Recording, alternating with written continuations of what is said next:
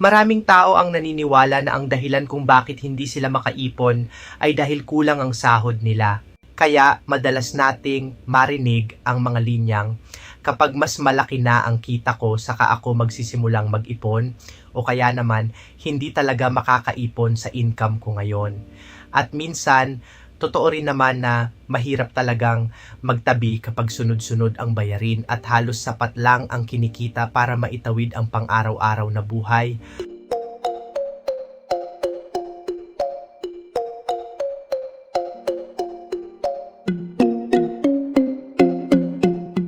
Pero sa maraming pagkakataon, hindi talaga pera ang pangunahing problema.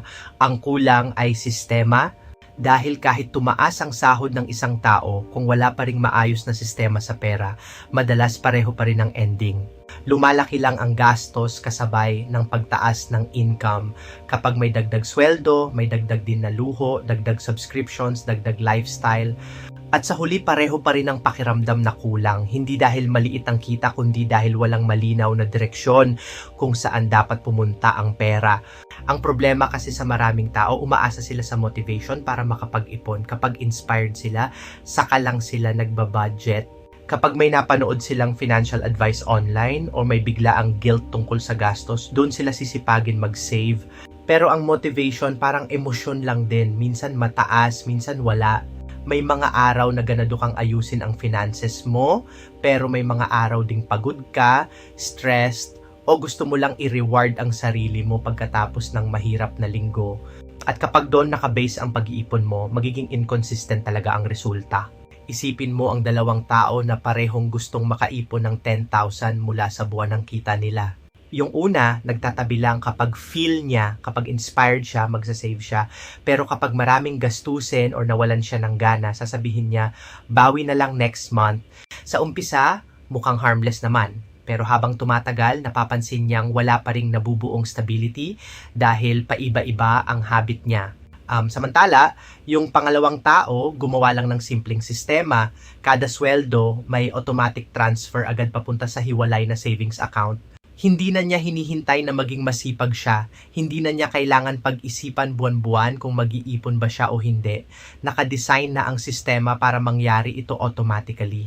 Paglipas ng isang taon, sino sa tingin mo ang mas may consistent na ipon? Kadalasan, hindi yung pinaka-motivated, kundi yung may sistemang gumagana kahit ordinaryong araw lang. Dahil ang systems hindi napapagod, hindi nawawalan ng gana, hindi naapektuhan ng stress o mood swings. Tahimik lang silang nagtatrabaho sa background habang busy ka sa buhay. At iyon ang isa sa pinakamahalagang lesson pagdating sa pera. Ang financial stability ay hindi nabubuo sa excitement, nabubuo ito sa repetition. Sa simpleng habit na paulit-ulit mong ginagawa hanggang maging normal na bahagi ito ng buhay mo. Kapag may sistema ka, nababawasan ang emotional stress sa financial decisions. Hindi mo na kailangang makipagtalo sa sarili mo kada sweldo kung magkano ang itatabi mo.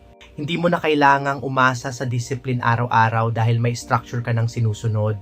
At habang mas nagiging automatic ang proseso, mas nagiging kalmado rin ang isip mo. Unti-unti, lumalaki ang buffer mo, lumalaki ang emergency fund mo. Mas nagiging maayos ang choices mo dahil hindi ka laging nasa survival mode.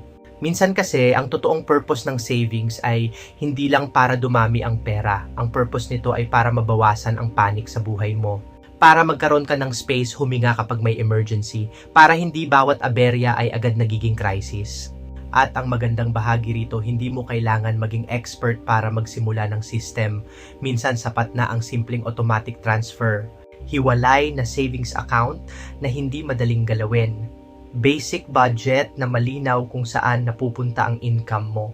Maliit na adjustments na kapag ginawa consistently, lumalaki ang epekto pagdaan ng panahon. Parang autopilot sa eroplano, hindi mo kailangang hawakan ang controls bawat segundo basta tama ang direction at setup ng system. Sa pera, ganun din. Kapag tama ang design ng financial habits mo, kusa kang umaandar papunta sa stability kahit busy, pagod, or ordinaryo lang ang araw. At habang tumatagal, mapapansin mong hindi ka na gaanong dependent sa motivation. Hindi mo na kailangang hintayin ang perfect time para mag-ipon. Parte na siya ng routine mo, automatic na siyang nangyayari. Doon nagsisimulang magbago ang relationship mo sa pera. Hindi na chaotic, hindi na puro reaction sa problema, mas intentional, mas kalmado, mas may control. Kaya kung may isang bagay na dapat tandaan tungkol sa financial growth, ito iyon. Huwag mong ipagkatiwala ang future mo sa mood o inspiration mo. Dahil ang motivation nawawala. Pero ang maayos na sistema pwedeng magtrabaho para sa iyo araw-araw kahit tahimik lang.